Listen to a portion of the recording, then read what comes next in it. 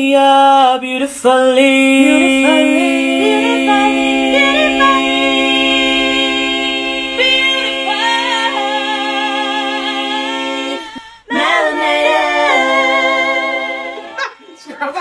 Welcome to Beautifully Melanated podcast. I am one of your hosts, Sarah, and I'm here again with my lovely co-hosts. Hi, I'm Karen. Hi, I'm Kay. Welcome to another episode of Beautifully Melanated podcast, live on Lightning Radio 90.8 FM.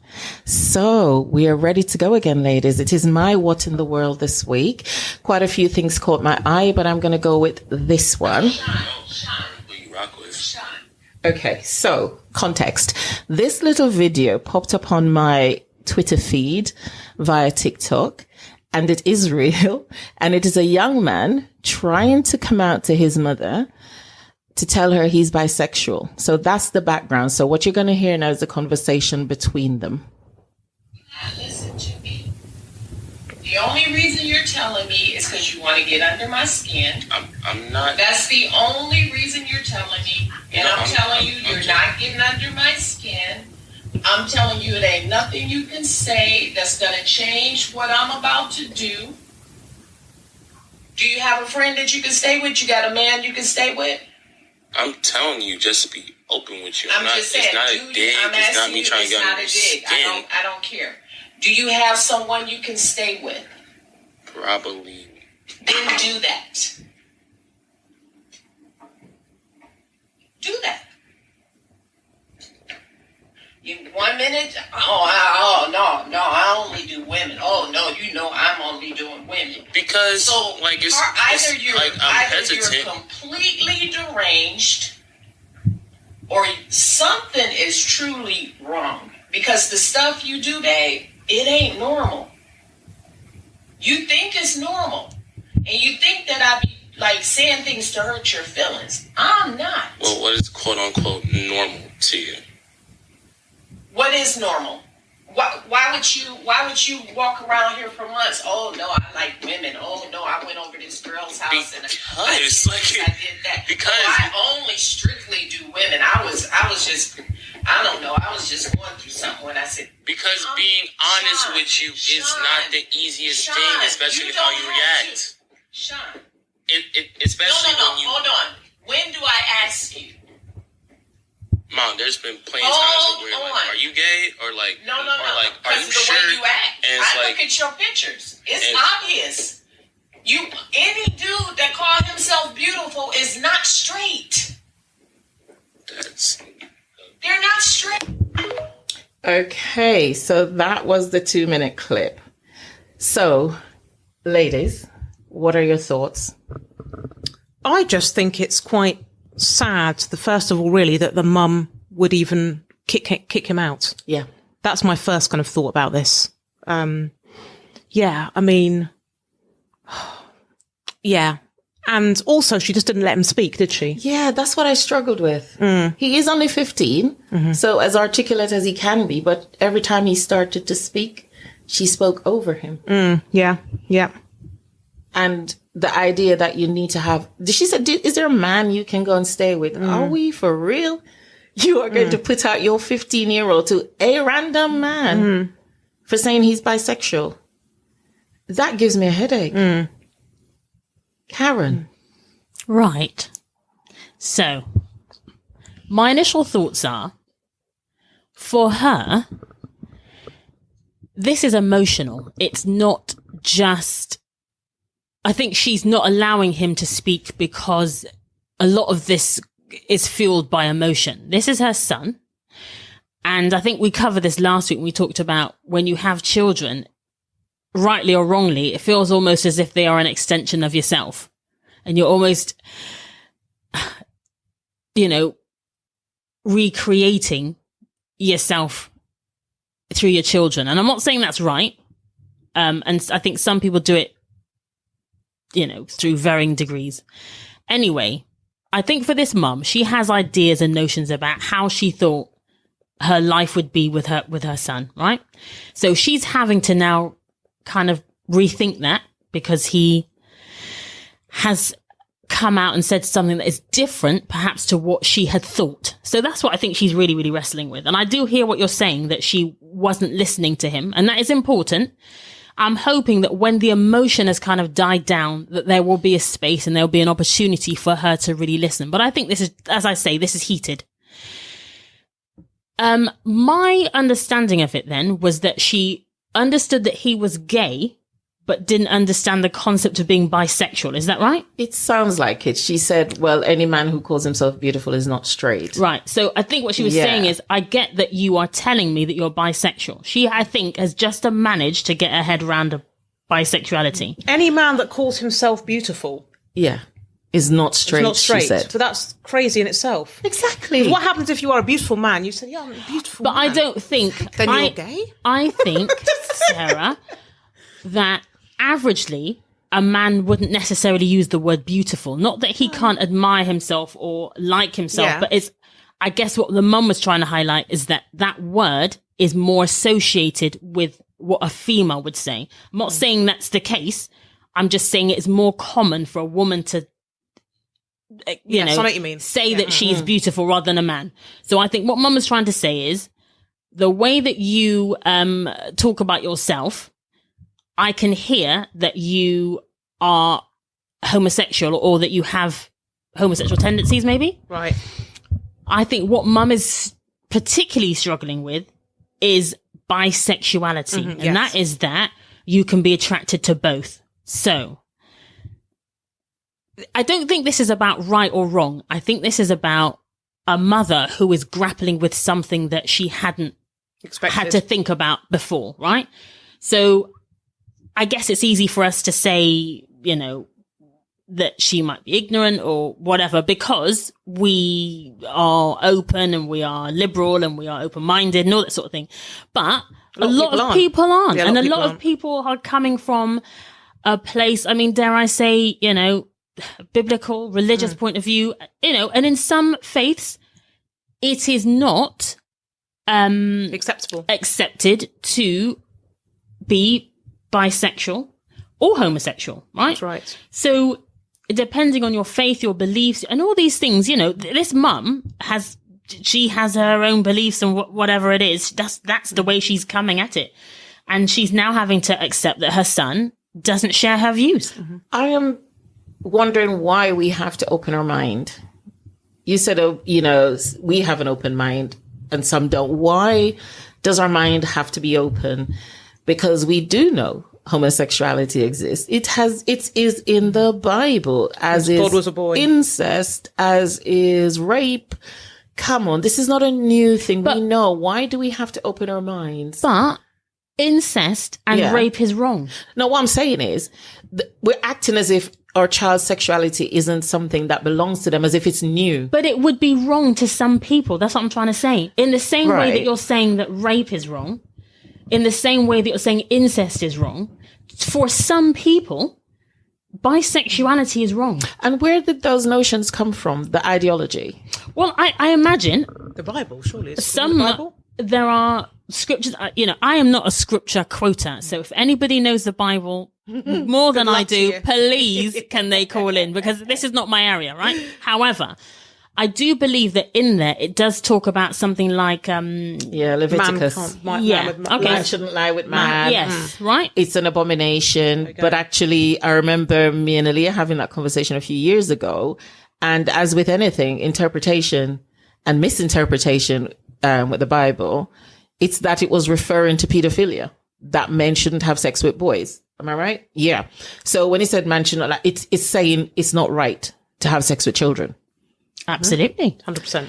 But not that you can't have adult, grown-up, consensual, same gender sex. Right. Now, the problem is that it has been, as you say, perhaps then, misinterpreted. But this has been for a long time. There was a period of time in this country where you would go to prison for homosexuality. There was a time when it was a psychiatric disorder in the DSM until the 70s. So what I'm saying is, it is... okay, it's not new, but it is still quite a relatively new concept to some people and some families. And we have to understand where other people are. I'm not saying it's right. I'm not condoning. No. It's what not she's even saying. a right, wrong thing, Karen. I'm just going to challenge the idea then that it's not something we talk about, because the assumption then is your child is heterosexual, right? So you have thought about it.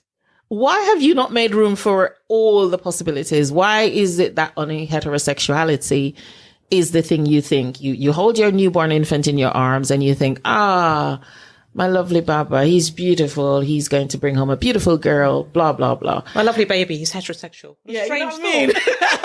But it Such actually, a weird thought. But it isn't a thought. It's an assumption. Yes, true. It It is is. taken completely it's for true. granted. It's not even a thought. It's Yes, true. true. You Very just, true. not you, I'll rephrase that. People Oh. just assume that it's a bit like when I think I said this last week, when a child says, I was born a girl, but actually my gender, not the one I've been assigned to at birth, but I feel like I'm a boy. Yeah. And that, I imagine, is equally, or maybe not equally, would also be difficult for some people. Yes, now, some definitely, people would be quite definitely. happy. They would say, oh, I love my child, whatever. There is no right or wrong. I'm just suggesting that there are some people who would really struggle with That's that. right. Because at birth, if you've given birth to a child and they are assigned to a particular gender, you just imagine that child will keep that gender throughout. do. And they Yeah, will you do. The other thing about, I think, homosexuality that for some people causes, dare I say, an issue, or there is, I don't know, difficulties around accepting that, is that you can't procreate naturally. I'm not saying you can't procreate, you can't have children. What I'm saying is you cannot procreate naturally. And I imagine for some people, they would like the opportunity for their children to have a family because that's how they view themselves. Remember, for some people, children, you raise your children in your, I guess, with your values, don't you? And you're hoping that your children will take those values. We know that often, of course they don't. But I think for a lot of people, that is the hope. They will grow up, they will get married, they will have children. Culturally, you expect it, wouldn't you? culturally, You get married, you have society children, says yeah, that. And, even in society, okay, we have come a long way, but there's still a really long way to go. We're really not there. Not yet.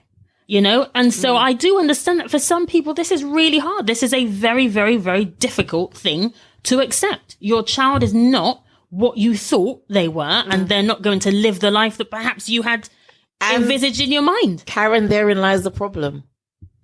We think we own our children. We do not. They belong to themselves. So our thoughts and ideas, the fantasy that we have around our children is okay until we realize they have a mind, that they are free to use it, and that they can make choices for themselves that we will probably not like. That is part and parcel of parenting. The idea that our children should be exactly what we thought they should be is ludicrous. And for me, if you know that sexuality is a spectrum and you can have heterosexuals, homosexuals, bisexuals, and everything else in between, why are you so fixated that only your child should be heterosexual? You don't care about any other child in the world, but your child must be heterosexual. But then, why? I tell you what, there's two things. I would say there are some people that wouldn't even limit this to their own children. They would say that they don't believe in it as a general practice. Some very religious people. Yeah. So You some will not people accept that. they wouldn't accept it, whether it's No. their child or anyone, right? That's the first Yeah, but thing. some also don't believe in mental health. I hear that all the time in my practice. My family doesn't believe in mental health. Right. Does that make it not a thing? No, what I'm saying, acceptable. Not that there aren't people who are homosexual. What you're saying is, for some people, it's okay for others to be homosexual, but not their children. I'm saying for some people, they don't think it's okay, period. They know it exists, Yeah. but they don't think they think maybe, well, it'd be interesting to hear what other people think. I guess when I've heard other people say it, talk about it, they've said, it's something that, even if you have those tendencies, you should really try hard not to have them. Which Yes, it true. sounds, No, I it spoke sounds to, ridiculous to you and I. But what I'm saying is, for some people, That's what they believe. they think that it is wrong. It is not a moral act. They don't think that It's natural. same sex is natural. That's how it is. I spoke to a Jehovah's Witness friend the other day, and she said within that kind of she's not in the faith anymore, but she said within that community, if someone is gay, they just basically live with their family forever. They don't get married, and that's it. So they're expected to get married between 16 and 18 to another Jehovah's Witness, and if they are gay, they're kind of the strange person that lives with their family forever, and they're never ever ever allowed to come out. Or have any relationships? Nothing. Yeah, no, wow. nothing. It's just, that's it. That's terribly loving, isn't it? I know. So I was like, wow. But yeah. And the morality of it, Karen, are you talking about, because the mum refers to that. She says it's not normal. I'm not sure what she meant, but let's go with morality. What were you meaning particularly? What? Sorry, say that again. You said something about it's the morality of it for some people. They believe that it's morally wrong. They believe that you can't procreate that way. Therefore, that's not God's intention. Therefore, it's wrong. Then why do so many heterosexual men enjoy anal sex? You'd have to ask them. You see, the arguments don't even make sense. We are picking and choosing. We're being ridiculous. I think that, okay, look, these aren't necessarily my views. And I'm not saying that this is what I believe. What I'm saying is when I've talked to other people, what they've said is pretty much what I'm saying. I'm kind of just being the voice of people who are not here, right? Okay. So I can only assume then that for a man to engage in anal sex with someone of the opposite sex would be considered a sexual act that is Depraved.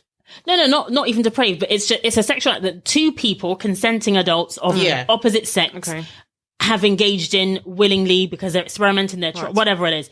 But that's as long as they're married, of course. As long as they're married. But that's got nothing to do with.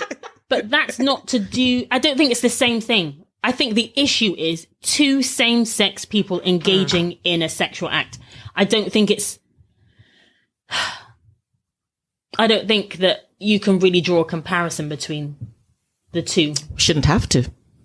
Now, I was raised in one of the most homophobic countries in the world. My God, the songs that were sung about violence to people who were gay, this is my upbringing. So I'm not taking a moral high ground. And I wasn't always open-minded, if you like. So I'm coming from a place of ignorance and being drilled into me the ideology that only heterosexuality is acceptable. And I remember my first year of counseling training when we were doing the diversity element, we were paired off in groups and I was paired off with a white woman and we were discussing sexuality and discrimination that those of the LGBTQ plus community face. And I was, of course, in my, it is wrong, it is a sin, and she looked at me as if I was insane.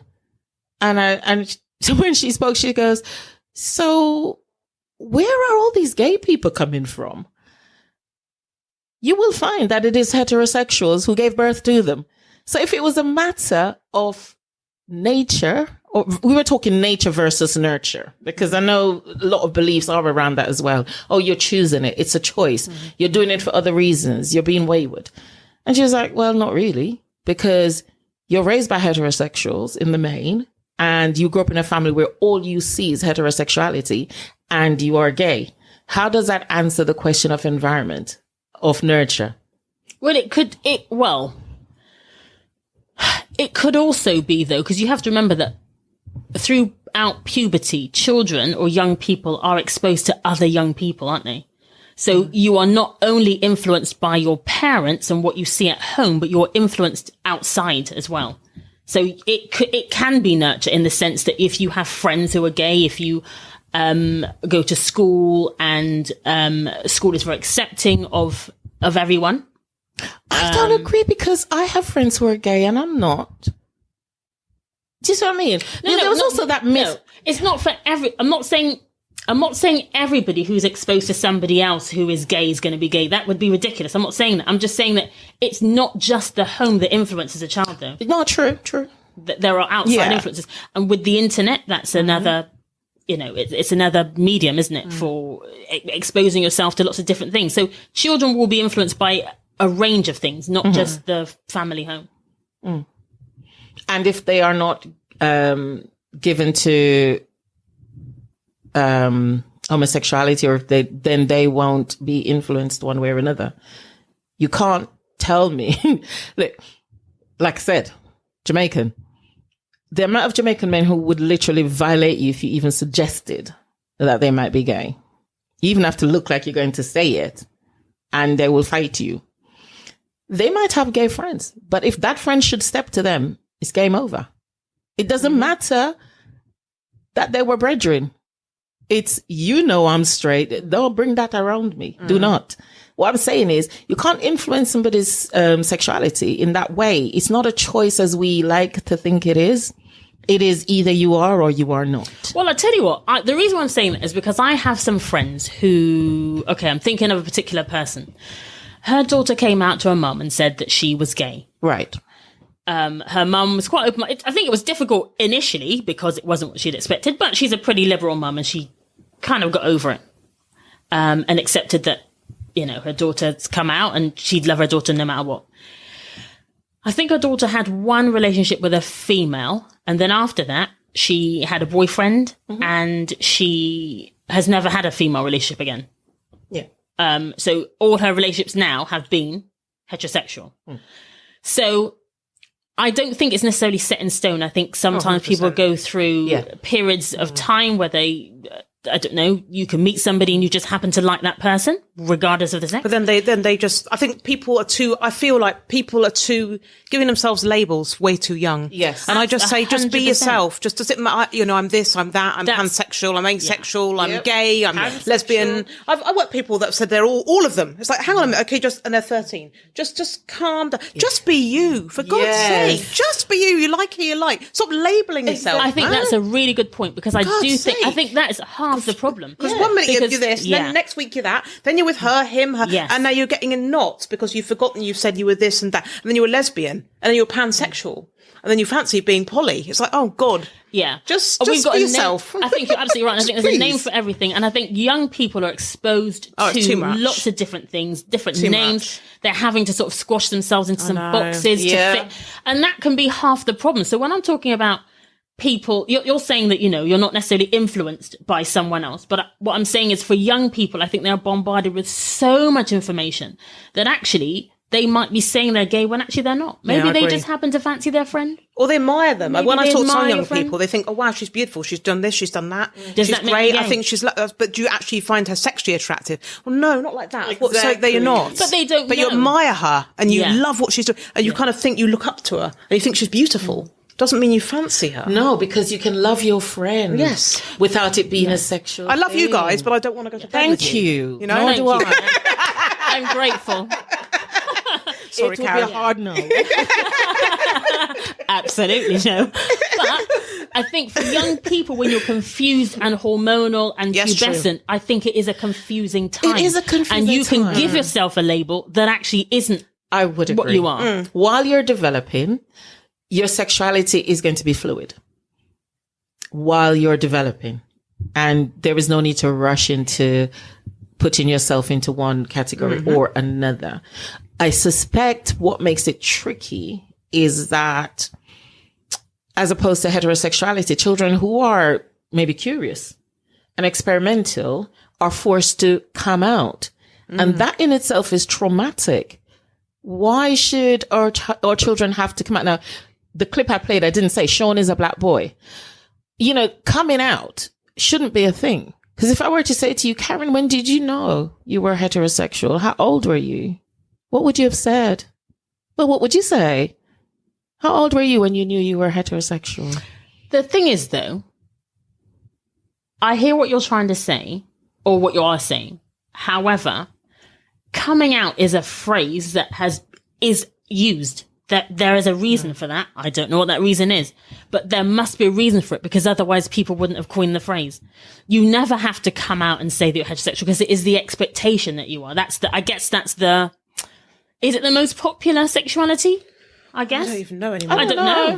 To be fair, I don't know. But I think where it's been, quote, and I do say this with my fingers in inverted commas, the norm, outside of that then, I guess that's why you're going to come out and say, actually, you are going against what is considered, quote, again, norm. I think that in teenage years, I know when I was about 12, 13, I knew that I was straight because when my hormones were raging, it was the male that I was wanting. Right. And I didn't ever feel I wanted a female. So then, therefore, I knew then in that hormonal teenage time. Yeah. And did you have to go to your parents and say, Mom, Dad, I need to tell you something like young Sean had to do? I'm straight. No, because it was expected, wasn't it? No. Yeah. I didn't know. No. So we cause the mental health Yeah, problems in our totally, children. She used words like, it's not normal, you must be deranged. But having said that, I don't think she's talking about homosexuality. I think she's specifically talking about bisexuality. And I think that's another layer. Because I think for that mum, she, like I said, I think she got to grips with the fact that her son is homosexual. But to add another layer and saying, actually now I'm attracted to both sexes, I think was just slightly too much for her. Tipped her over the edge. I thought the other way around. I thought she'd be happier to know he was bisexual than homosexual. Because then there's a possibility. Then it's a possibility. No, Yeah, I think hope. Because I think for some people, it's that lack of clarity.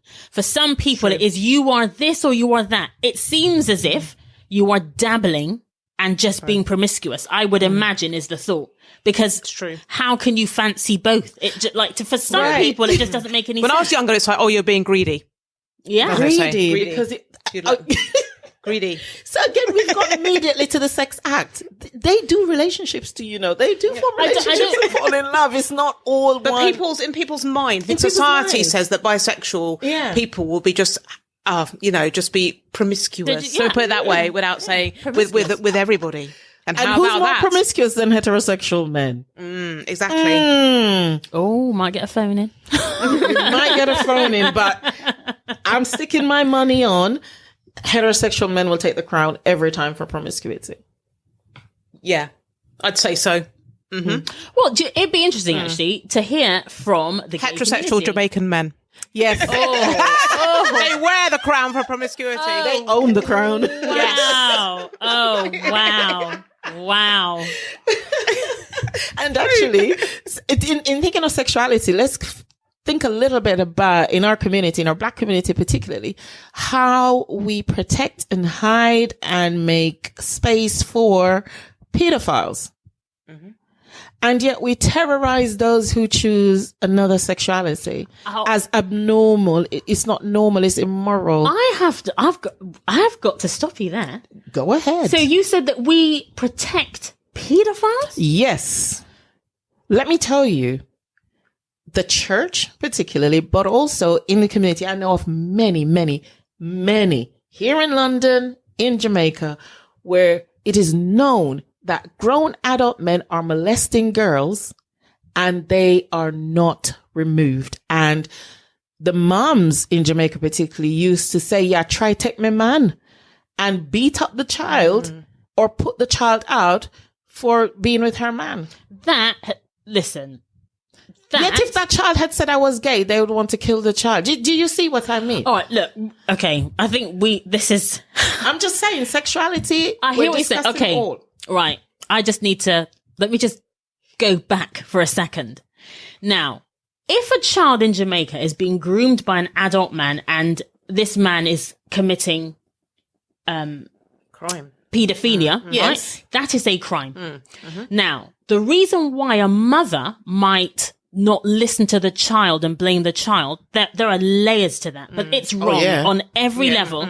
It is inexcusable, but I understand why some people might do that, right? I'm not saying, it's abhorrent.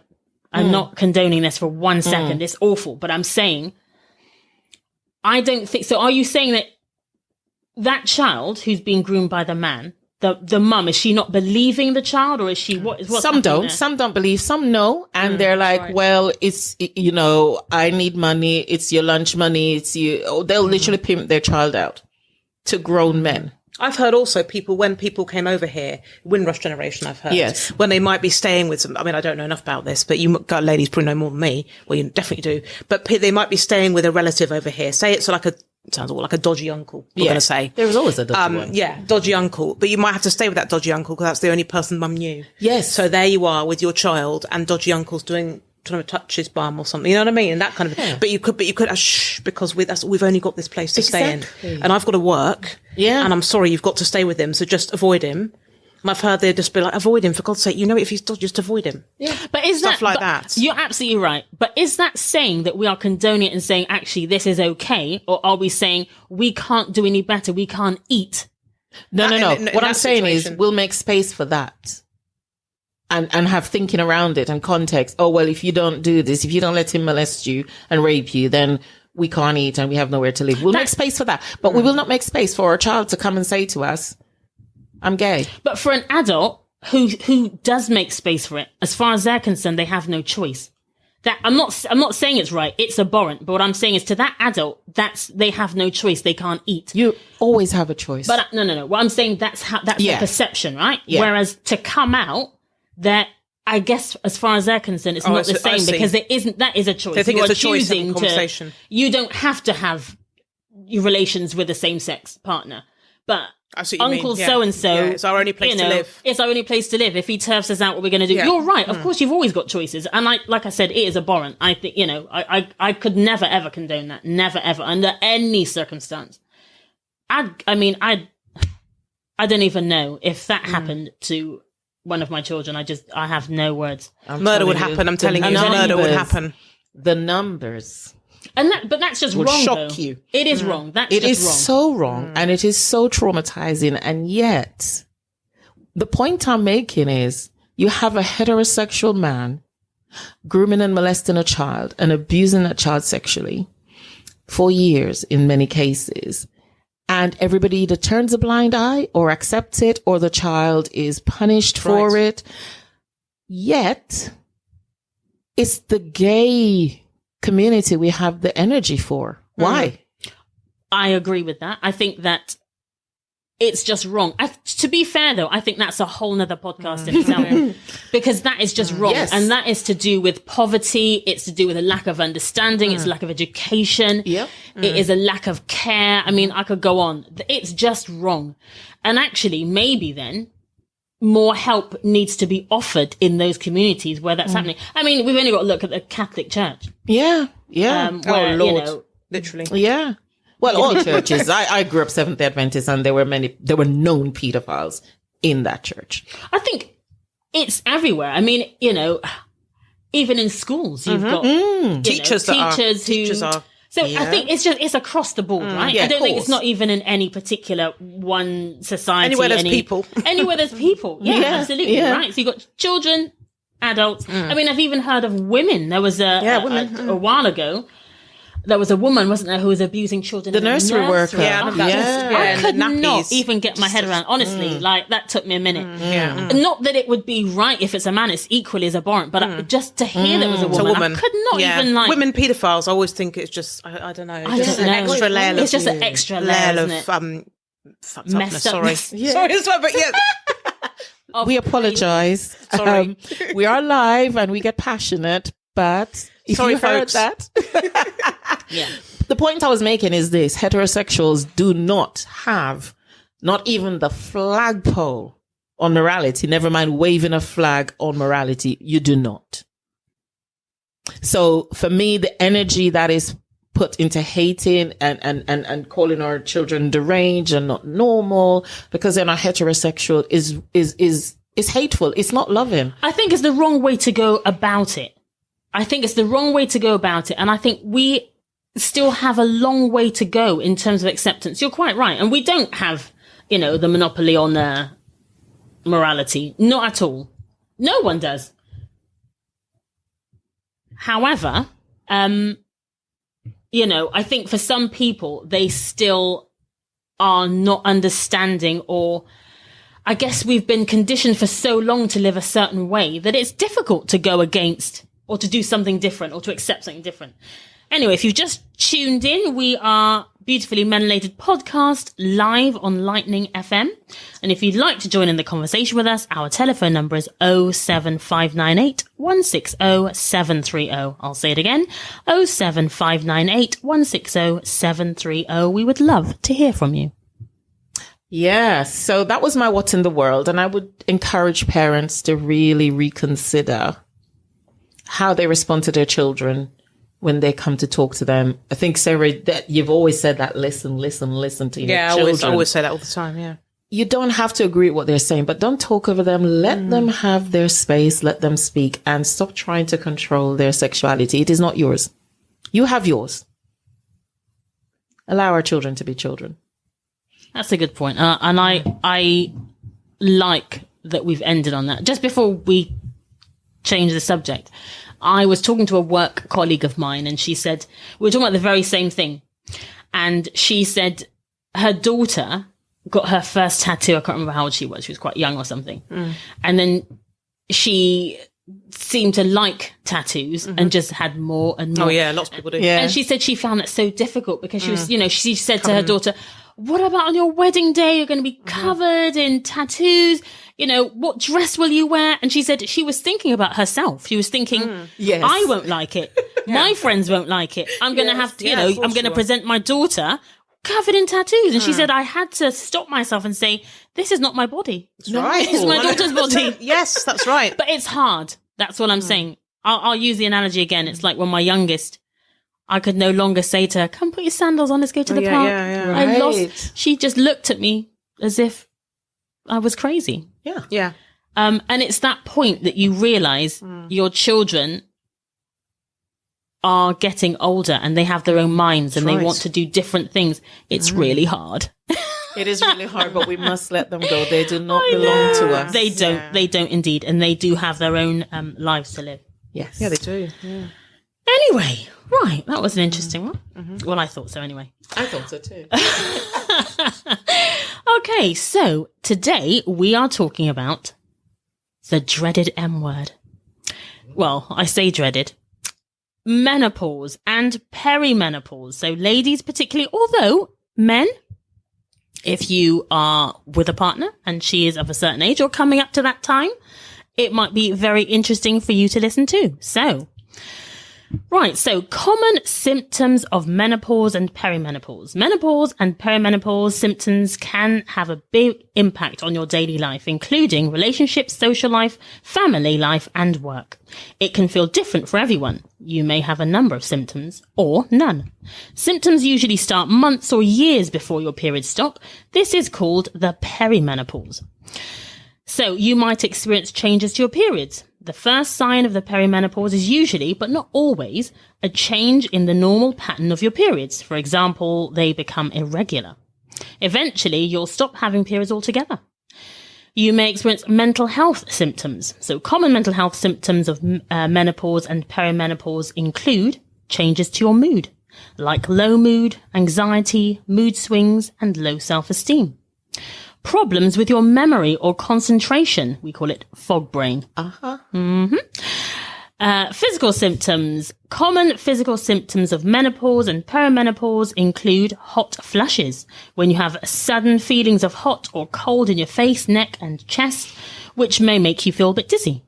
Difficulty sleeping, which may be a result of night sweats and make you feel tired and irritable during the day. Palpitations, when your heart beats suddenly become more noticeable. Headaches and migraines that are worse than usual. Muscle aches and joint pains. Changed body shape and weight gain. Yes. I have all of those so far. Keep going. Skin changes, including Yes, dry and itchy skin. Reduced libido. Oh, God. Dun, Dun, dun. Reluctant, I'll say that again. Recurrent urinary tract infections, UTIs. Symptoms can last for months or years and can change with time. For example, hot flashes and night sweats may improve. And then you may develop low mood and anxiety. Oh, that's a great. joy, It's isn't nice, it? That's a nice The night swap. sweats have gone, but now I feel like hell. But now you're too anxious to sleep. Oh, Isn't it wonderful being a woman? Some symptoms, such as joint pain and dryness, can carry on even after your periods stop. Eating well, exercising, and looking after your mental well-being can help with these symptoms during perimenopause and menopause. It can also help you keep as well as possible in the future. I would agree with that. I think, eating well and exercising, that's just standard, isn't it, for everyone? So do get plenty of rest, including keeping to regular sleep routines. But we can't sleep. Sleeplessness is part of the symptoms. I think it's saying try. To. Attempt to. Eat a healthy diet. Have calcium-rich foods like milk, unless you're lactose intolerant. Yeah, in which case don't. In case don't. Yogurt and kale. I do love kale to keep bones healthy. Exercise regularly if you can find the time. Try including weight-bearing activities where your feet and legs support your weight, like walking, running, or dancing. I love all the above. Yes. Do relaxing things like yoga, Tai Chi, or meditation. Talk to other people about who are going through the same things, like family members, friends, or colleagues. Talk to a doctor if you can get an appointment. Try. Before taking herbal supplements or complementary medicine. Why do they say that? Because it's not as if the doctor knows enough about herbal and complementary medicines anyway. I think I think they have to cover themselves. They can't be the ones who said to take this thing off the internet and then it causes you a severe rash. All this information, listeners, is from the NHS website, so you can find it yourself. It says, don't smoke. Well, that makes no sense. Someone's smoked for all their life. And suddenly, well, because they said that, I'm just going to quit. It's probably going to kill me quitting. I'm just going to quit because they've said so. But I think that what they're saying is, smoking, among other things, can cause additional difficulties, particularly during menopause. Okay. And perimenopause. I don't know what it would cause. Difficulties anyway, just generally. I would agree. Do not drink more than the recommended alcoholic limit. They always say that. They always say that. It's like, you're already going to be suffering. Now let's just take whatever joy. Exactly, you have. Don't smoke, don't drink, don't enjoy life. Yeah. Sit there and go through happily, it didn't say don't have chocolate, so that's good. Okay. Well, no, remember, we went back to the healthy diet and the body change. Oh, right. And the weight gain. So don't have chocolate then. Nothing, no fun at all. And then I'm surprised it hasn't said don't have caffeine, because they often do say don't have caffeine, doesn't it? I didn't take away the only joy that's left. I know. my morning coffee. I know. Take that away and this is over, basically. Yeah. You didn't have to go through this cold turkey, I'm afraid, ladies. Right, so how to ease mood changes. It's common to have mood swings, low mood and anxiety around the time of menopause and perimenopause. You can try to get plenty of rest if you can sleep, exercise regularly, and do relaxing activities. It also talks about cognitive behavioral therapy, CBT, which is a type of talking therapy that can help with low mood and feelings of anxiety. I guess it can. Ordinarily it would, but I think where the difficulties are hormone based, I'm not sure how that works. But that's the suggestion. So, right. How to ease hot flushes and night sweats. You can wear light clothing. You don't say. You don't say. Put a fan on, open the window. Is that sense? Don't put to bed. Mind you, it doesn't help that I have like a 55 tog. Oh, do you? You can get different togs, you know. I know. I've got my summer tog and I've got my winter tog. No, I have one tog. I have one tog the whole way. 4.5, because anything over that, and even then the leg has to come out. Oh, okay. Because when those hot flushes come, sweet Jesus. Is it really bad? Okay. Right, so keep your bedroom cool at night. Take a cool shower. Use a fan or have a cold drink. With this energy crisis, though. The fan. Open the window. And put some gauze, put some netting on there so bugs don't come in and eat you in the night. Oh my goodness. Try to reduce your stress level. Well. Yeah, but this is the impossible, isn't it? Yeah. Reduce your stress level. Impossible. Yeah. How would you do that? Because you've taken away all the good stuff. Exactly. And my body's attacking itself pretty much. Oh, my word. I wish they'd tell us how to do that. I wish they would write that for the regular average woman who has to work, raise a family, and live on a budget. Absolutely. Avoid or reduce potential triggers such as spicy food. Oh, come on. That's me. You know what comment. it's done, man. So I can't even add any seasoning or spice to my foods anymore. It's over. I wonder who wrote that. Exactly, I wonder. So I eat bland food, no coffee, no alcohol, no smoking. Oh, look, here What's we the go. point? Avoid caffeine, Oh, hot drinks. hot drinks. Hot drinks. Oh, God. So what can you do? Drink water and sit there and die? I mean, what? That is terrible. Right, so avoid smoking and alcohol. Exercise regularly. That's something you can do. Okay. Lose weight if you're overweight. Try to lose weight should be the operative word. Yeah, Oh, that's it's just what they're impossible. suggesting. And these are written in bold. I hate whoever wrote that because they were not thinking clearly and they were not in my shoes. It wasn't written by a woman, was it? It can't be. It cannot can't be written by anyone with a uterus or a womb. No. Dear. Right. It also says protecting against weak bones. So try to, as it says, it's just repeating it really. Exercise. Exercising regularly, including, Yeah. It's sort of saying the same thing. Eat a healthy diet. How are we Which going to includes- afford that? Have they seen food shopping bills recently? I know.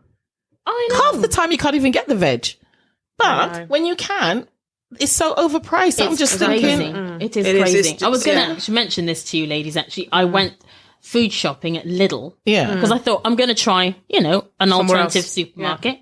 Yeah. 160 Jeez. in Lidl. Even worse. Came out That's worse than Tesco. I don't, had I gone to Tesco's, I'd have been okay. Yeah. I've had a club card point. That is hideous. That's crazy. Lidl. Lidl. And you can't even get anything nice. No. And they What a don't awful have food. gluten-free, so I have to shop in places where there's a good gluten-free It's like range. Sainsbury's. Sainsbury's and Tesco. Tesco. 2 bags in Tesco last night was £86. I was just so moody. I didn't need to be in menopause to have the mood because I got to the till and my mood just turned dark. I was like, what is this? It's crazy. Right. So they also recommend that you eat plenty of fruit, vegetables, and sources of calcium, such as milk, yogurt, and kale. We You should said do this that. all the time, though, anyway, shouldn't you? Forget menopause. true. This should be all the Menopause- time. True. To That be is true. healthy, I guess that's what you've got to do anyway. Get some sunlight on the your ideal. skin. Don't Yes, we get think? some Anyway. Take vitamin D. I what it knock says. that back every morning. It does say Yes, that. I do. It says, as this triggers the production of vitamin D, which can Yes. help your bones stay healthy. Alternatively, take vitamin D supplements, as you both Yes, said you do. we do. So that's what they suggest. Or it also says taking HRT can reduce the risk of osteoporosis. Mind you, the doctor, your GP, may not recommend HRT. It's not recommended for everyone, so that might be something to consider. I can't take it because migraines, but what are the other exclusions? Do we Didn't know? actually say no. It didn't say. Okay. Well, I'm tired listening to that. Yes, oh my God.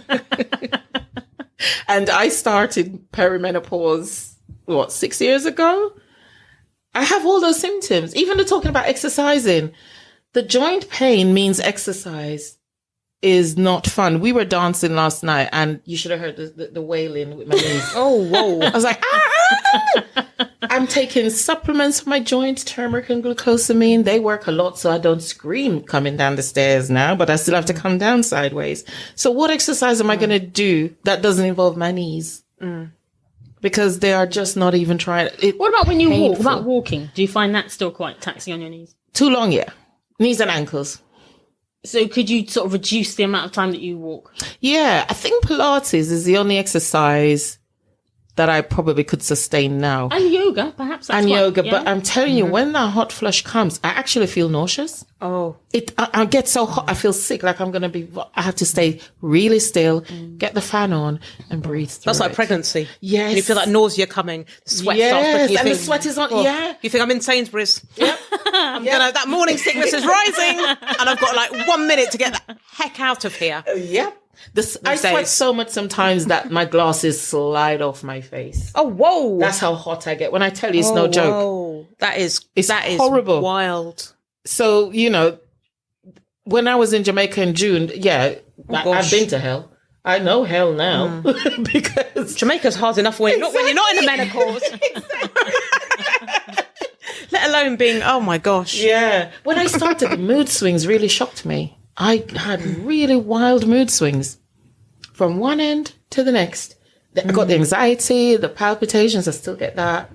At first, my daughter was like, oh, you're going through your second puberty. And I thought, it's not as much fun.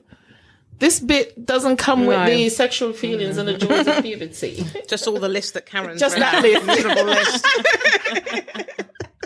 But I think, it's really important that we talk about it because Yes. I think it's one of those things that, I don't know, I just think it's not as talked about. And I had a man actually ask me about menopause. I guess he was thinking about his partner. And it was interesting. He just said, so he's heard that menopause can really change women and their moods and things. Can I tell him a little bit, about that? So yeah, just had a conversation about things that I've experienced. And what he may experience in his partner. But I just think it's good for everyone to know, right? So we don't want to scare our young girls off. But I think, just having conversations about, it's a cycle, isn't it? It's a part of the cycle of our lives. And I just think, being aware of what's to come is helpful so that you could never really be prepared for it, but at least you'll have an idea. It should be talked about. I don't see why it's something that's so taboo and, Have you seen the Channel 4 documentary that Davina McCall did? I think it came out last year or the year before, called Sex, Mind and the Menopause. No. I found that pretty informative. I loved it, actually. Oh, wow. And it also really drilled down into the myths about HRT. That, some women would have refused it because there was so much hype around it's not good for you, so forth, so on. So it's worth watching. Channel 4. And she's continued it as a thing now. So the one thing that paper didn't say, which makes me think, who wrote that, is that it's really important to take collagen supplements because collagen will keep your the elasticity in your skin and your joints. So I do take a collagen. I've run out now, but I've just reordered today. But it's really important that we have that as a supplement. It's not cheap. And again, I come back to the average woman on a budget. How many can afford a supplement that costs upwards of £21 Oh, wow. per month? The supplements I take, a good £50. Wow. Yeah. For the men, because I have to try everything alternative and natural. So, it's hard to achieve this health and wealthy lifestyle without money. Healthy lifestyle even. So ladies, we're coming up to the break and we have our first guest since we started on Lightning Radio joining us after the break. So I'm very excited for you to meet her. And listeners, I'm going to introduce her now so that when we come back from the break, you will hear us talking to Doreen. So Doreen is a fitness consultant, and let me tell you a little bit about her. She's been working in the fitness industry, for 30 years and has taught a wide range of disciplines from HIIT to Pilates. She has personally trained members of the UK and international royalty and renowned actors. Doreen's focal passion over the last 25 years has been functional core fitness. Core, she has here, exclamation, has been a buzzword for some years, but is sometimes misunderstood. Her quest is to teach clients how to fully understand what it is to have a functional core and a well-balanced fitness program and enjoy exercising. Oh, she'll need to convert me because, I'm not there on the enjoyment of exercise. But look forward to speaking with Doreen after the break. So I hope you can join us. Leading up to the break, though, can we have a look at what other treatments might be available? Not the complementary ones, because we touched on that, but HRT seems to be the recommended one. Okay. The number one. It involves using estrogen to replace your body's own levels around the time of menopause. Right. And there are different types and doses, which I didn't know.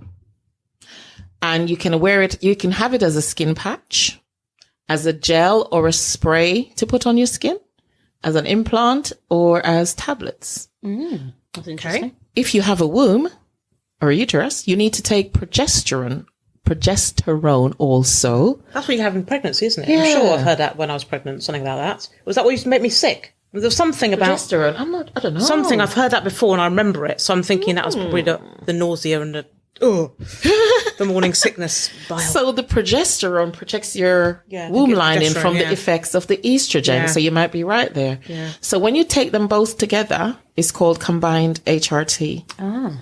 And someone said to me yesterday, I cannot remember who, that if you swallow it, if you take the tablet form, you have to take something else because it's really powerful in the tablet form and will go straight into your system. I cannot remember who. Okay. So yes, the combined one comes again as a patch, or you can have a IUS, intrauterine system, or a coil. Oh, right. If you have low sex drive because of menopause and HRT does not improve it, you may be offered testosterone. That's interesting. A woman being given testosterone to... Yeah. Okay. Right. That could be wild again. Well, it might relieve of some of the symptoms Karen read out. Bring some joy back. Exactly, please. So I can't drink, can't smoke, but I've got some testosterone tea tonight, baby. It's Friday night. Oh, God. The main benefits of HRT, I'm going to reel this off in 1 minute. Okay. It can help to relieve most menopause and perimenopause symptoms, including hot flushes, brain fog, joint pains, mood swings, and vaginal dryness. Hurrah! Hot flushes or night sweats often improve within a few weeks, and other symptoms like the mood changes, they will improve in a few months. So we will see you after the break. Welcome back to Beautifully Melanated podcast on Lightning FM. Thank you for joining us. So we are talking all things menopause. Yes. So before the break, I introduced you to Doreen Whittaker. She's a fitness consultant and she's joined us live. Now, bear with us. This is the first time we've had a call in and we're going to try and figure out the technology, but Doreen's online and she's waiting to take your call or your comments, but we're going to start by asking some questions. So Doreen, welcome. Hi. It's so good to have you. I know you personally. I know you're a phenomenal woman, but I also know how passionate you are about your work. So I wanted to ask, I have started menopause and I have the menopause apron belly and I have the joint pain and I have the sweats and pretty much all the symptoms you could possibly have. It does make it hard for me to exercise because I'm often in a lot of pain with my knees and ankles. So I wondered what you would recommend for me, because I do have to get moving. Okay, can you hear me? I can hear you, but I'm not sure the listeners can. Yeah, the line dropped a bit, that's fine. So you're asking me, you've got joint pain, you've got the sweat, Yeah. and you put on weight in the places that everybody can see it and you're not too happy about it. Not happy about it. It's a proper apron belly. So that's common with all of those symptoms are common with menopause. The joint pain one, I feel you need to really take care of what sort of exercise you choose. Exercise is almost a given. It really does help to suppress the symptoms a little bit. It makes them more manageable. It makes them a little less extreme. So you've got to find something that you really like. Now, that said, we need to keep doing things like load-bearing exercises, so walking, running, dancing, skipping, netball, all of those very movie things. And in this stage, you don't want to do any of those things. So as long as you're actually exercising, so Loudspeaker. Oh, sorry, Doreen, we lost you. Would you mind starting again? That load bearing should be low impact, because if you do high impact load bearing, you're just going to really hurt all of your joints. Yeah. And you've got to get away from that. I have to work really, really, really, really super hard. There's no need for that. You just need to do some exercise, if possible, each day, and break your week up. So, for instance, try to get 3 days where you do a bit of cardio. You do a couple of days where you might do a little bit of weight training. Yeah. And a day when you do flexibility. So if you could fit some of that in your 7 days, Yeah. doing well. Okay. If you can find one of the things you really like, do that a little bit more so that you're still moving, and then build yourself up to the rest. And the other mistake that people sometimes make is they think they have to do it for an hour. Yes. You really don't, and an hour is very daunting. If you can only do 10 minutes, do 10 minutes. But what we like is about 150 minutes a week. So 150 minutes a week broken up in different types of exercises. Yeah. So low impact. 5 days, Yeah. do it over 7 days, whichever works best. Okay. So what would be some examples of low impact exercises? Okay, so you could do low impact exercise would be doing like a dance class.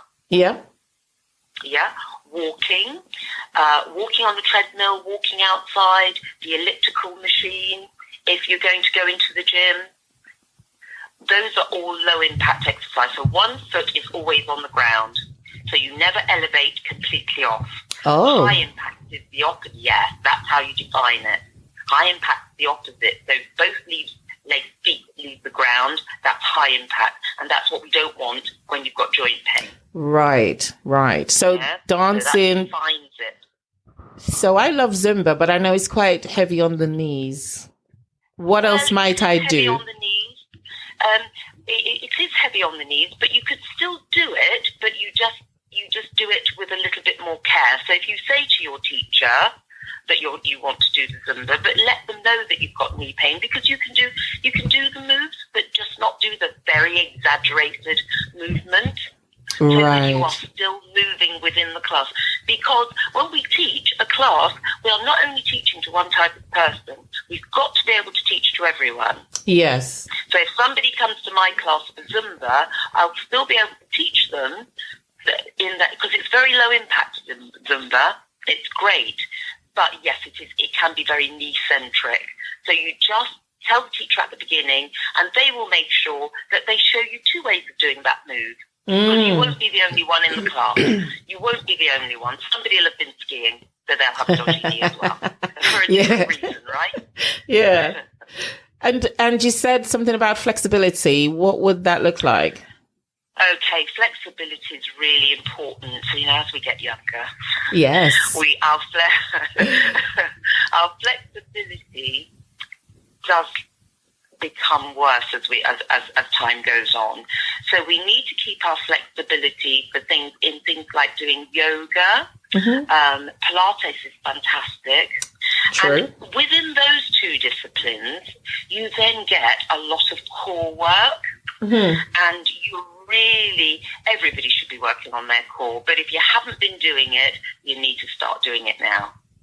It's essential that you do good core work, because if you don't have good pelvic floors, if you don't have the whole of that pelvic area working efficiently, and the whole of your mid-back working efficiently, strong abdominals, strong back muscles, then you're setting yourself up for problems later on, and it'll be a new set of problems.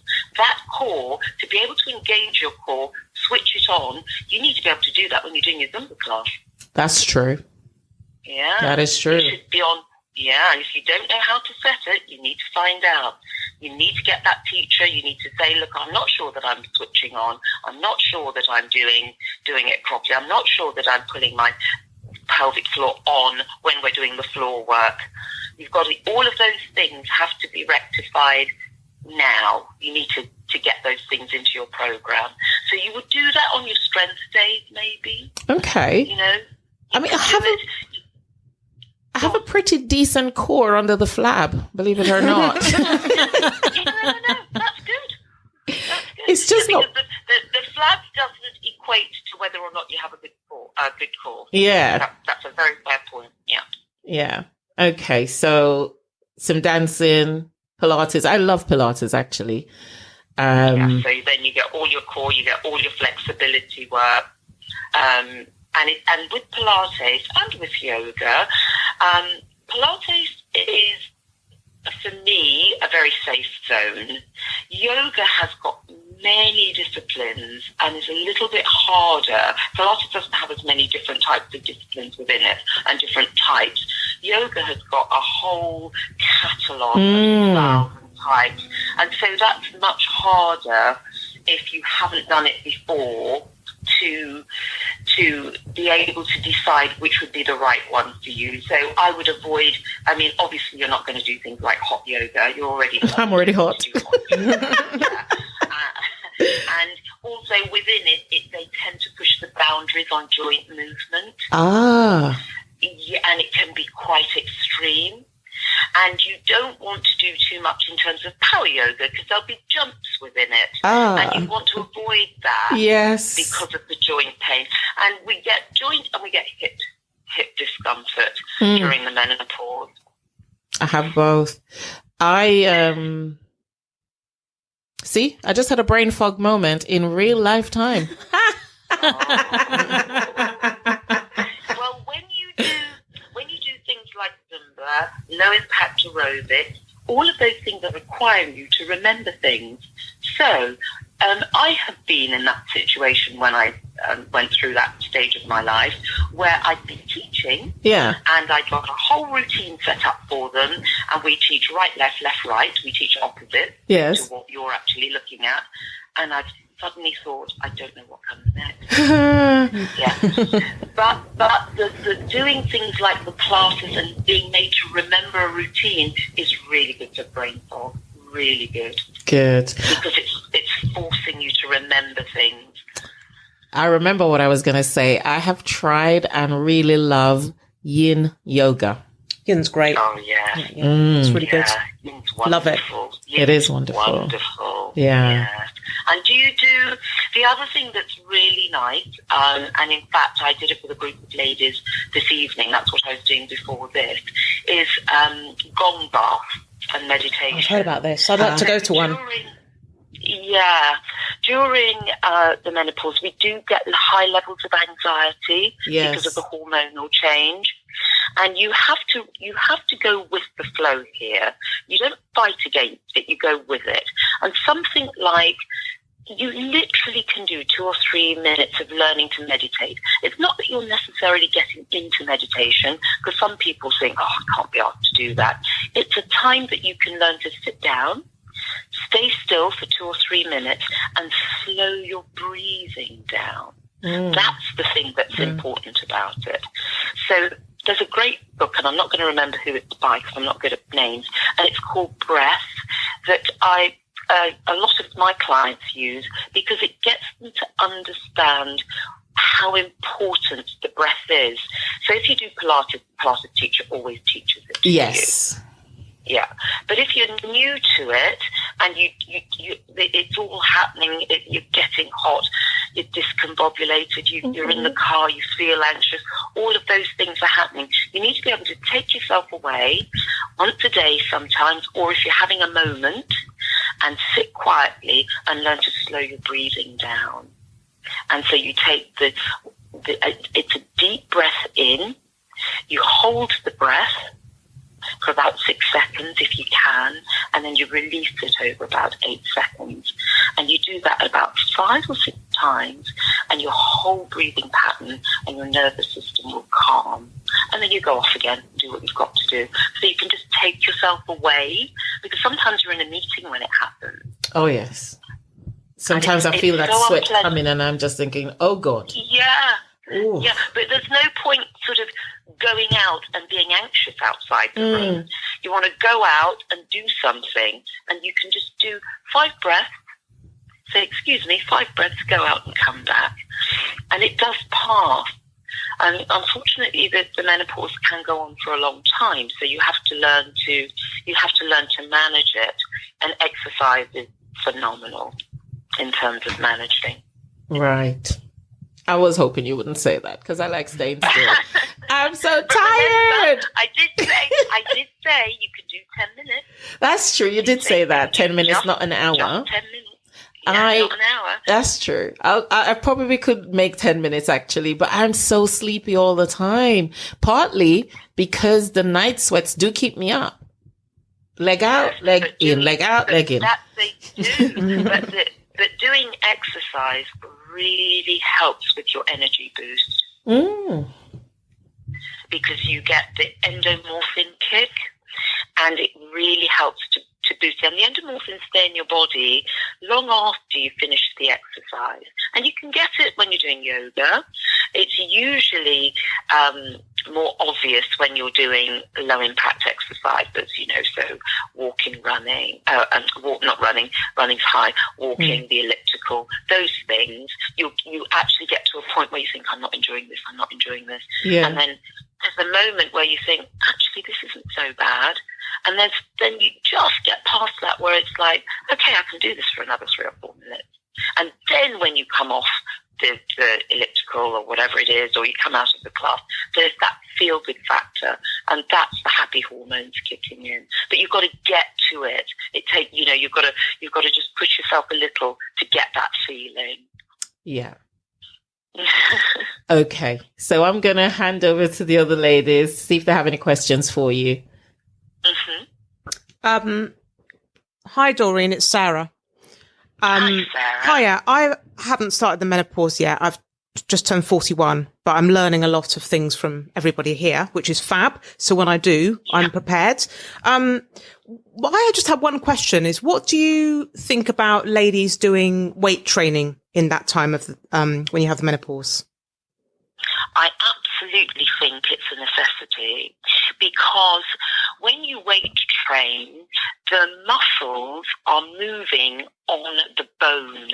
Yeah. So it helps with bone density along with the low impact exercise. But if you're a high impact exercise person, you can do that too, because the exercise is about keeping bone density. Because once we go into the menopause, it means obviously our estrogen levels are dropping, and once that starts to happen, our bone density is less. And that's why we need to do some sort of weight bearing. And I wouldn't suggest that, I don't think I have a client that doesn't do weight work. No, it's really good, because I do it now. I've just started doing it now, and I actually enjoy it more than the cardio stuff, actually. My partner's big into it, and I love it. It's absolutely way to go.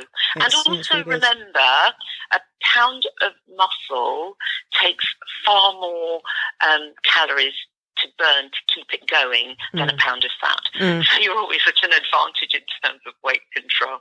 Yeah. So it's a good thing. And I think that women have a concept that they're going to end up with big muscles. It's quite difficult for females to build. Yeah. Really. That's not going to happen for me. No. But it's got lots and lots of advantages. I'd say absolutely 1,000%. I would never really, there'd have to be, I've got a couple of people who I wouldn't be weight training to because either they're ill and there are other things going on. But my general clientele all do. My 82-year-old who I'm seeing tomorrow does Weights. weight training. Oh, wow. Excellent. That is really cool. And I also think with the weight training, I like the fact that you can, get better at it in quite a short space of time. I can see the improvements I'm making. Yes. Yeah. And what do you do? Do you do all body parts each time you go, or do you divide it up? I do all body parts each time I go, but I went with my partner last week and we did legs, but he's a big gym fanatic. But oh my gosh, I couldn't walk. I was telling the ladies the next day, because he would pretty much bench press everything on the whole thing almost, or all the weights he bench press. It's just ridiculous. So I don't know. I mean, what do you suggest? I mean, do you suggest doing a leg day and a upper body? I was just thinking, keep going the way you're going, doing all. Okay. But you'll get bored eventually. Yeah. So you'll then want to change that. And you might want to do an upper body day, lower body day. Mm-hmm. Yeah. And then you might want to divide up when you do your sort of core day, your real core, because remember, core is only the mid bit of your body, yes, not including arms and legs. Yes. So you might have a day where you think, I'm going to do the trunk. Oh, I haven't had that day yet. But yeah, I need to. You've also got to remember that the other thing that tends to happen is people do lots and lots and lots and lots and lots of abs, and then no back work, which makes no sense. You've got to make it so it's a balance. Yeah. Yeah. So but just to give you variety, over time, when you think, oh, I don't know if I feel like it today, if you get to that sort of point, then start mixing it up a little bit. Yeah, definitely. I do swimming as well. So I like to, Well, you're very good. I just enjoy it. I enjoy it for my mental health. I finally got time after becoming self-employed, so I'm embracing it. So from now at 41, I'm embracing it more. So when I do become menopausal, at least it's already there, in the foundations. Yeah. So, I guess if I could get hold of all females when they were 10 or 11, you just get them exercising right the way through their lives. That's right. We'd never even have to have this discussion. They'd be flexible. They would, that thing when people get out of the chair and go, oh, and you think, oh no, but you're so young. me. Why are you making that sound now? Come on. Yeah. Yep. No, definitely. But I swim with my daughter every week and stuff, and she's big into swimming and exercise. So I want her to continue that, her love for PE and all that. I'd like her, hopefully, fingers crossed, she'll continue. She does love it. I think that modern day female, our 20-something-year-olds, most of them have had a gym membership. You're right. 18. Yeah. Whereas it wasn't part of, we were unusual to have a gym membership when I was doing, when I was 21. It was an unusual thing to spend some of your money on. It's very normal for our children to have a gym membership, and really what we want is that everybody, and I say gym membership, I don't say that flippantly, let's do exercise, because I actually don't think you have to go to a gym. You can do it in other ways. Yeah. No, definitely. No, thank you. That's been really useful. Thank you, Doreen. I'm going to pass you to the lovely Karen. Okay. Thank you, Sarah. Hi. Hi, Karen. Yes, so I was going to talk about what I currently do. So during the lockdown, I started walking, and I love walking. Right. I walk a lot. Yeah. I don't know, maybe average something like 20,000 steps, something like that. Great. And so, I really enjoy that. But because it's cold, I tend not to walk so much, because I find that, I don't know, I just get like a horrible itchy feeling when it's cold and I'm walking a lot. Do you know what I mean? Where when you say you're not walking as much, is that because it's cold and it's dark? No, like when the weather turns and it's really cold, my body sort of reacts weirdly to it. To the cold. Yeah. I get like a burning sensation. Where do you get the burning sensation? My legs. Yeah, like an itchy sort of burn. And I've noticed that only happens to me in the winter. So I don't go on my walks in the winter. Yeah, I don't know. I've looked it up, and it's... What are you wearing? Leggings usually. Sort of, gym wear. Because it might just be the extreme of temperature. But do you mind me asking what age? Oh, I'm nearing 50. Okay, so that might be just that tingling response that we sometimes get at that age. And what it might be is you might want to look at the kind of leggings you're wearing, because our leggings in general are to keep us cool. Ah, okay. Maybe sweat bottoms might be more helpful then, or something like that. Or sweat bottoms on top of your leggings. So I get cold really easily. So in the winter, I have my leggings, but I always have my tracksuit bottoms on top. Because it just might be that your leggings are not warm enough for you. I looked it up. Your body's response. And it said something about, I can't remember what it is, but it's like the blood flow against the cold. I can't remember what it was, but... Yeah, so it's a circulation thing. It's a circulation thing, exactly. So I think So what I've found... Do you get chilblains? Sometimes, some years I do. Yeah. There you go. Yeah. Okay. Yeah. So that could be related. Right. That's helpful to know. So what I've started to do is I have joined a gym. I tend to do more classes than the weights themselves. So I do,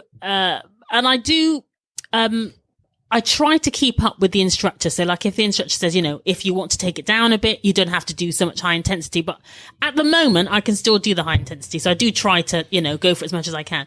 But I have to say, I joined this class called a HIIT class, and I didn't know what HIIT stood for.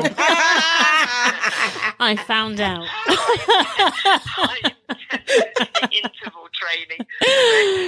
Oh, I just thought, oh, look, it's hit. Oh, cool. But I soon realised it was not that. But I do enjoy the classes. So I've been quite disciplined in doing that. It is hard because obviously, I've gone to work all day and I've got to make time in the evenings, but I have been sticking to it because I want to go away this year in the summer. It's a big birthday coming up and I'm trying, I want to be able to wear a swimsuit and feel good, so, why shouldn't you? So I've been engaging my core because I have a friend who's a fitness instructor as well, actually. So sometimes, she'll, give me useful tips and hints about what I can do. So she talks a lot about engaging the core. So I do that a lot. Yeah. Walking around in my daily routine, I do try and engage it mostly and only really let myself sort of completely relax, when I go to bed, really.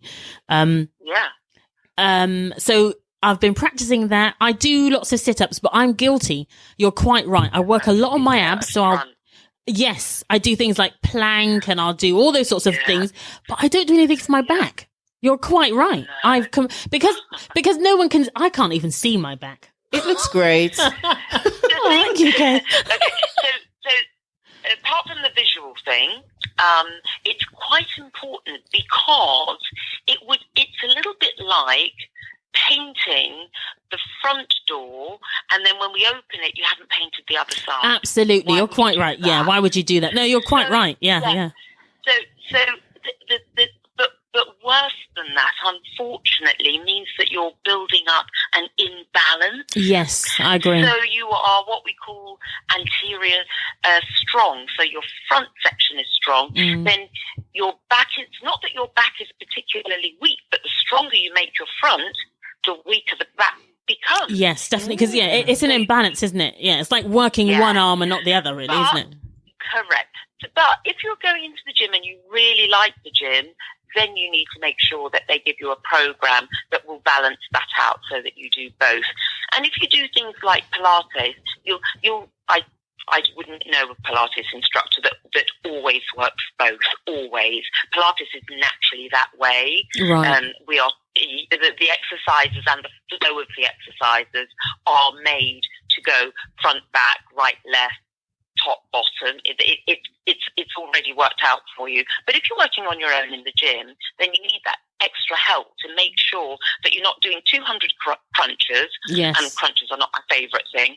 And then not doing anything for the back. Now, when you do back work, the muscles that run down your spine are your stabilizers. Right. Because what you don't want to do is look good, but not feel good. That's, absolutely. Because you're putting all this work in.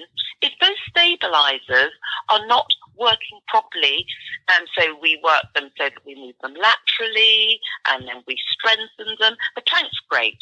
The plank's absolutely great. Does that does the front and back, doesn't it? It does okay, I'll do more of that then, because I can feel that works everything. Get them to show you some of the exercises that you could do for your posterior section. Okay. Really important, because you're halfway there. You're halfway there, but you've got to get that right. And I presume you do glute work because everybody already does, don't they? You do your gut. Yeah. So the other thing. Go on. Sorry. Go. No, go. I was just going to say the other thing that I really struggle with is bloating. Me too. Because I find that even when I exercise and I engage my core and I do plank and I do all those things, there are just times in the month where I just balloon. And it's not because of my diet. It's not because I've looked at my diet. I've addressed that. I exercise. Did it improve when you looked at your diet? It's just intermittent. Did it get any better? It's well, to be fair, yes. So I have improved my diet. So I taken a lot more fiber than I used to. I've cut back on things like, white bread and things like that.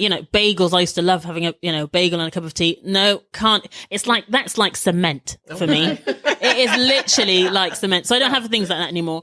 And I have things like porridge, and I enjoy those things anyway. So it's not an issue. I eat lots and lots of fruit and veg. I my friend calls it eating clean. So I'll have, like today I had, I don't know, salmon, I had some vegetables and broccoli and that sort of thing.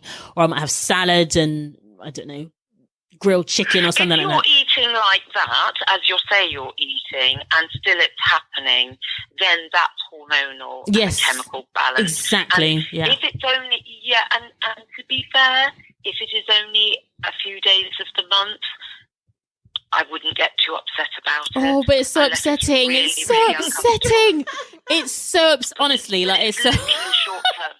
I mean, is it that bad? Yeah, it feels horrible. And then I put my clothes on, I just feel like a balloon. Didn't you bloat it's- before, the time of the month? Most people bloat anyway. Not like this is Yeah. different. No, this bloat is This is different. Not like time of the month. No, So I'm like, it's different. She's coming in a day. No, no, this no, is no. crazy. This Honestly, is like bloat on steroids. Seriously, I look about Yikes. 18 months pregnant Yeah, when I it's- bloat. yeah. Really? I do. And it's painful. It's also painful. It's not uncomfortable. Just, It's So yeah. it's much bigger than the period bloat. Yes. I never really had period. Not really. Not noticeably. you? This Okay. is serious. Yes. Yikes. Hard belly. Yes. I don't know. It just feels horrible. And like, I can't fit in anything. And then you just feel miserable. And how long does it last for? Well, that's the thing. I might keep a diary to kind I of think like you should, work yeah. out Bloat when. diary. Yeah. This is my bloat diary.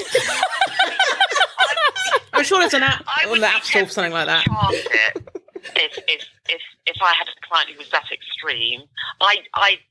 I'd be really boring, and it's quite difficult to get them to do it and stick with it. But now that we've all got phones and we can pop everything in our phones, it's much easier. But I would actually chart 30 days over 2 months. Okay, I'll do and that. See If there's a they trigger look or the something. same. Yeah, I'll try that. Yeah. And as you feel it happening, so presumably it comes on over a period of 24 hours or something, I would look very critically at what I had eaten as well, because maybe you can still eat those foods in normal circumstances, but at certain times of your cycle, maybe not. But if you've got a chart over 2 lots of 30 days, so you could give it 2 months, so that when you put the 2 months down, it's to see if there's a pattern. Yes. And the chances are there'll be a pattern. And then I can avoid certain things if I know that that's exacerbating the bloating. Yeah, that's a good idea. I will definitely try that, because honestly, And also you'll be able to, you'll know which bit of your cycle you are in when it's happening, and that will also probably tell a bit of the story. I think cycles kind of go out the There's window. quite a lot Everything to- just rolls in together now. Yeah. So we don't know. I've got an app on my phone. I like to know It's exactly not where fair, I am. is it? I know, but that's worth doing. Okay. Oh, thank you so much. That was really helpful. Thank you. I'll pass you back to Kay. You're welcome. Thanks, Doreen. So it appears I am the only one who is not moving, but that I am aware I am not moving. I'm tired. So what can I do in 10 minutes? Pilates? I stopped doing Pilates. I used to love it and I stopped. I'm naughty. It was 45-minute class and I used to doze off at the end when they did the relaxation bit. You liked that bit. I love that bit. What can I do in 10 minutes? So I'm starting from scratch. I'm ground zero. What would you recommend I start with? You know what you could do is you could get, like, I'd say 4 exercises. We could do like 4 exercises with you of your Pilates routine, of your old Pilates routine. Yes. And that would probably take about 10 minutes. Then you could do a walk. That's it. You just have to do it. You just have to do it. There's Yes. no if and but about it. So one of the days is a 10-minute walk. Mm-hmm. And then for your strength work, not do anything with weights or anything like that, but you do some of your core work. Okay. You know, so there are sort of exercises like the bird dog. And one of the things you can do is, in fact, if you go onto my Instagram, Yes. you'll see some of these, and we can put 4 things together of each thing, except the 10-minute walk, which you go off and do yourself. Yeah. And then you'll have just 3 days. So if we do the challenge for you as 3 days Yes. where you just do 10 minutes for the next 3 weeks, that's all I'm asking. I can do that. I can commit to that. That's all I'm asking. Yes. Yeah, that's your starting point. Brilliant. And as you've mentioned your Instagram, would you like to tell our followers your handle, please? Yes, it's DWFitness_1. Brilliant. And I know you put some short videos up, especially on Fridays. I do look out for them. I do. I try and put videos up for everybody. And I try to, because not everybody can either afford the gym or afford to have a trainer. Yeah. But there are some excellent people online. And if we get someone like yourself that is just lacks a bit of motivation, the trick is always to find something you actually like. So if the Pilates is the thing you like, that's the thing we start you with. You've got to do some cardio because we have to get you moving. Okay. So you've got to do your 10-minute walk. The walk. But the videos that I upload, I'll say, in all of them, I'll say, this is an advanced challenge, or I'll say, this is for beginners. There's a great one on there on how to actually set the core. So you might need a little bit of a Yes. if you haven't done it for a while, just to look at that one. Brilliant. And I'm always happy for people to send questions to me. Brill. I will take your challenge up. 3 weeks, 10 minutes, 3 times. That's all I'm asking. And I have a little accountability partner here. Yeah, I need to reset. And I do watch your videos and I think, God, you look great. And that looks hard. That's not. I'm supposed to be able to encourage you. But no, I am going to.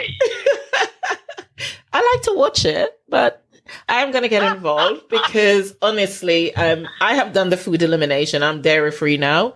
That's something I can no longer tolerate. Dairy free as well. And potatoes, interestingly, potatoes will send my body bonkers. They were aggravating. Yeah, massively. Red wine too, which is no good. But this has been so helpful. Thank you so much for joining us. Welcome. And again, it's DW Fitness? Yes. _1. Fitness _1. Brilliant. I'm happy to take questions if anybody wants to contact me. Wonderful. And we'll put it in the blurb for the episode as well on Spotify. Okay. Appreciate your time, Doreen. Have a lovely rest of evening. Thank you. Bye.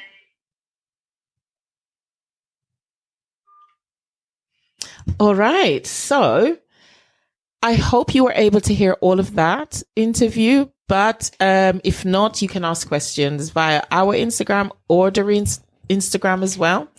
And we're going to continue with the information that we started off with in terms of treatment. So before the break, I had started to share the information from the NHS website on treatment options for the menopause. We've got another phone in. So this is my very, very, very best friend. We went to school together. She is a fitness instructor. Her fitness name or the company is under the name of EMI Fitness. Is that E for Echo, M for Mike, I for India? Indeed. EMI Fitness, yes. That's right. So she just wants to share some of her thoughts about what we were discussing about the menopause and also just some helpful tips, really, of what we can do to support ourselves through this difficult time. Would love to hear them. All right. Anne? Hi. Hi, Anne. Hello, everyone. How are you all? We are good. Good, thank you. Thank you. Thanks for joining us. Well, I'm very happy to be on your show. I'm actually quite jealous, actually. But you guys are doing amazing. Let me just say that first of all. Thank you. Thank you. I do feel that, we black women need amazing black women like We yourselves sure do. representing. So I'm happy to be on the show this evening. Welcome. So menopause, the dreaded menopause, is such an awful thing. Like, you don't even realize when it even comes. It just arrives and that's it. Just happens. Yes. It just happens. Yeah. There's no build up. There's no warning. No warning. No warning. I mean, you may get, but you're unaware. You'll just brush it off and think, oh, it's just maybe just me. Maybe just feeling a bit weary today, or I'm just probably a bit hot, or is it me, or is today hot, or you just stop until it becomes very distant then you realise, something's going on. That's right, definitely. So we were talking about some of the symptoms that we experienced. I talked about bloating. You and I have talked about bloating, haven't we? Yes. For me, it's more the sweats. Yeah. Yep. Relatable. That for me, I cannot deal. That is, right now, I've not been getting any sweats since last year, December. Okay. But it's like all of a sudden they're trying to creep back in. It's intermittent, isn't it? It's not like consistent. But I'm telling myself it's not that. Telling myself it's not that, no. Because I really don't. I mean, we've been out, haven't we? And I'm like wiping your brow, you're wiping mine. Oh, wow. Yeah. Sometimes I get weird to wipe my brow.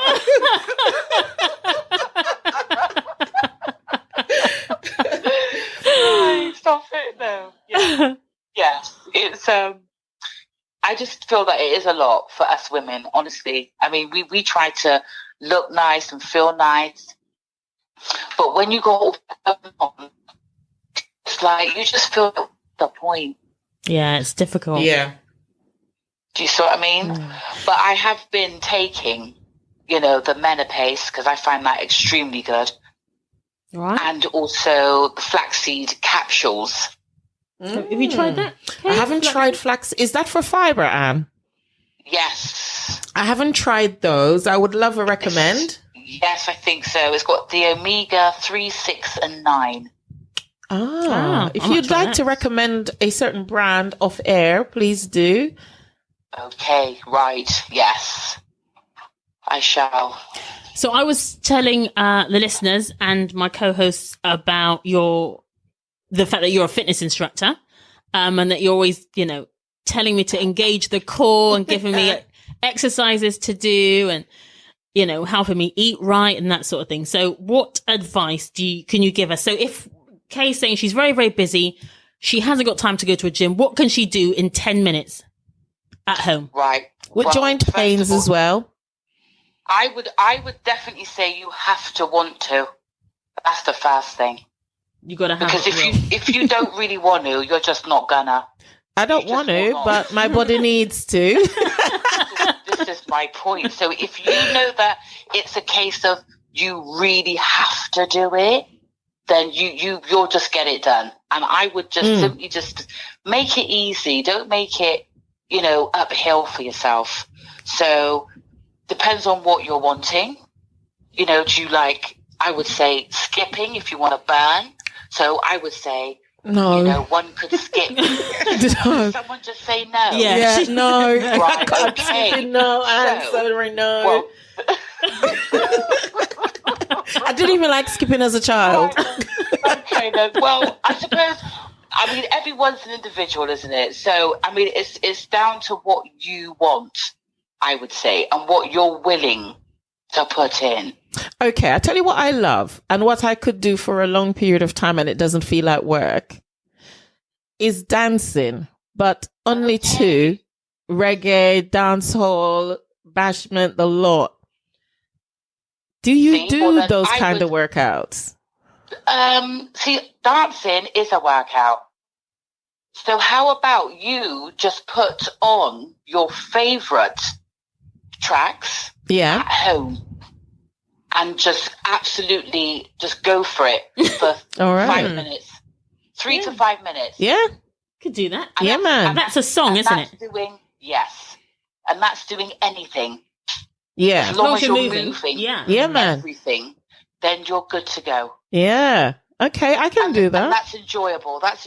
It is enjoyable. I'll hold you to that then, Kay. Okay. Yeah. So weekly, I'll have a check-in. Is that every day then? 3 minutes a day of just dancing to every day. 3 minutes. Easily done. Okay. Conscience broke off your back. I'll start there. Don't get stuck. And then I can't get up.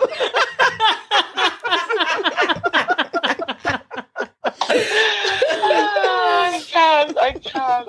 I will. One song a day. I can do that.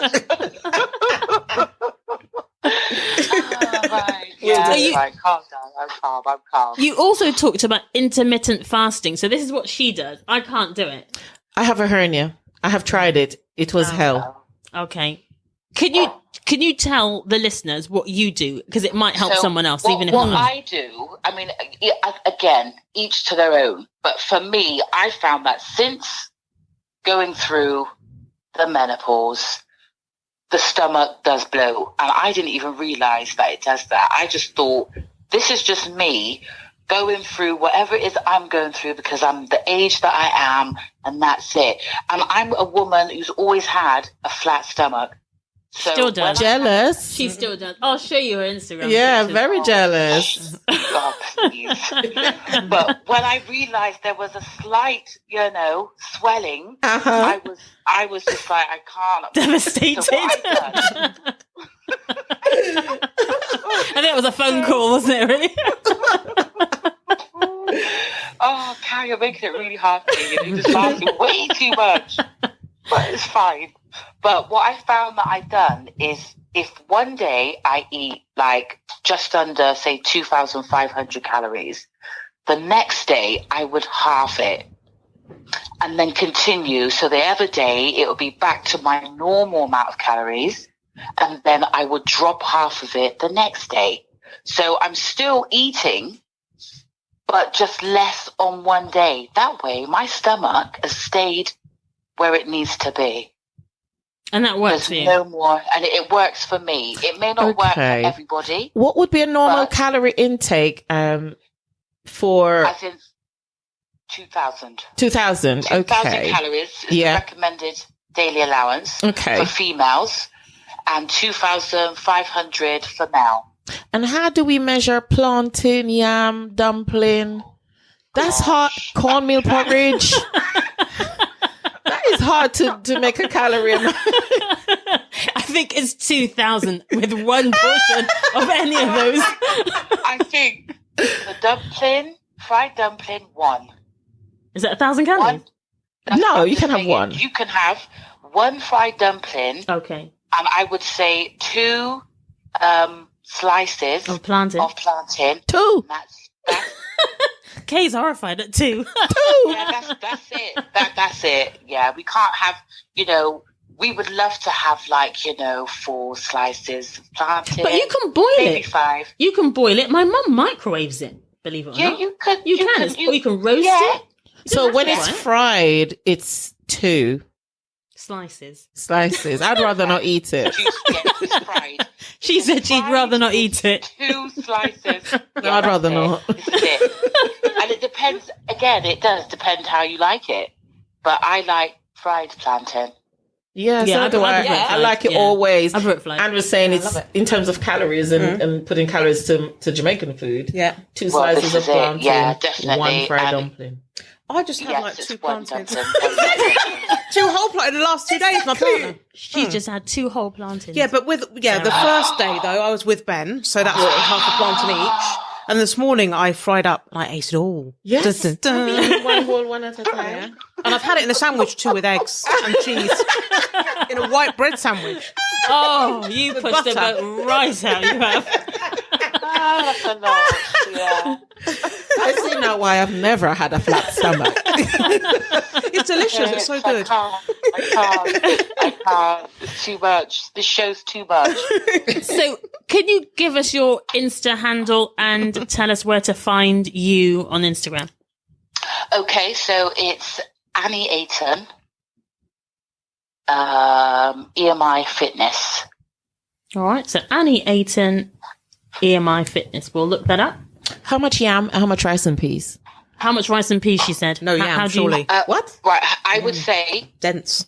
one is just I would say a spoonful, but like a serving spoon. Like one serving spoon. Yes, one. She's serving looking at spoon. me. She's not impressed. I One know, serving I'm sorry. spoon. I know.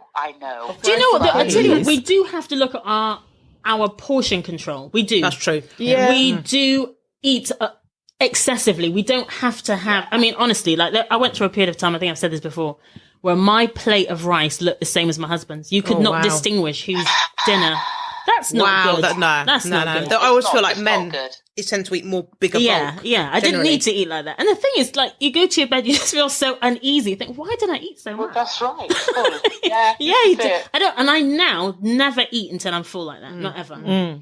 I don't like that feeling. So one slice of yam, then I take it is one is the operative word here. Ackee rice, saltfish. yeah. 2 plantains. It's just one. Yeah. So no more peanut butter on toast for me for breakfast? Oh my God, sorry. Could you have peanut butter and toast?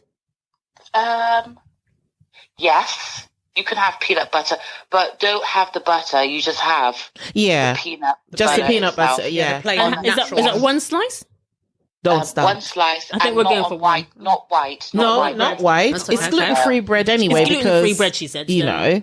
Yes. Okay. Yeah. That's So fine one then. slice. One slice.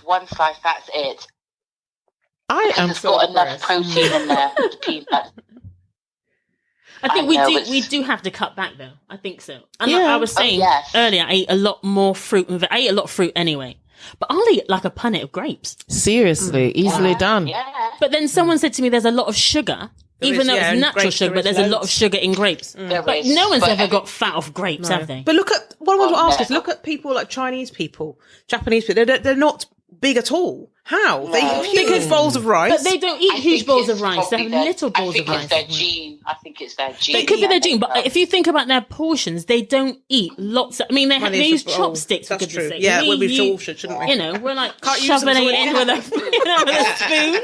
Food. But also, I think what they eat is they eat vegetables and rice, won't they? And Yeah. stuff. They eat properly. Yes, they do. They don't. You know, I just they don't eat. Loads I think we of just stuff. binge. I think we just They binge. just eat properly. I think Yeah, that's and what they it don't. is. I guess the snacking is not so much. I guess their snacking is again proper food, isn't it? Like you might grab a rice bowl or something. Yeah, It's not exactly. you know, not like let's not just like eat the chocolates and entire crisps and all. Plantain chips. Yeah. It's different, but Or they like are a so packet of small. They're Doritos. still eating all this stuff. I think they do because I think little and often. Because Anne, you said that, didn't you? Little and often, as opposed to large Absolutely. portions. Yeah. Yeah. Ah, okay. So, Definite, little bit often. Absolutely. so Anne, would You know- you come back on to talk nutrition with us? Because I don't want to end on this sad note. It's not a sad note. Pieces of plantain. Way forward. 2 pieces of plantain. It's the way forward. This is the best way. Honestly, it's the best way. It's all about renewing the mindset, you see. That's true. We do have to change. Yeah, we I have think to I'd rather change do our more mindset. exercise. I think I'd rather do Same, more Sarah. exercise and eat a whole plantain. I'd rather swim the channel. Sweat it 5 days a week. Could that work? It does- Could we it does exercise take more? Time. It will take you time to get used to the fact that you have to learn to cut back.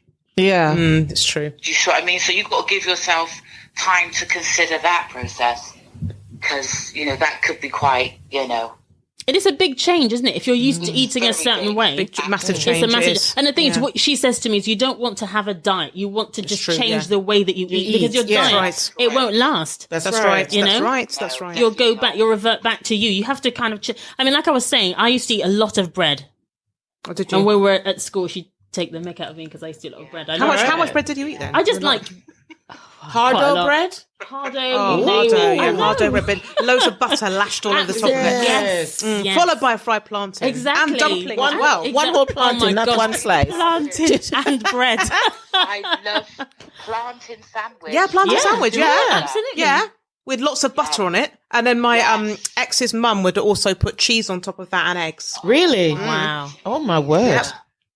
Yeah. That's a lot. Okay, that sounds good. It's blooming delicious.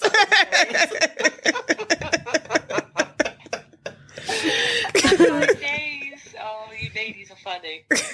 Well, all right. So I'm going to have to get you back on the show again, all right? So Yes, we're going to please. talk nutrition, okay, my love?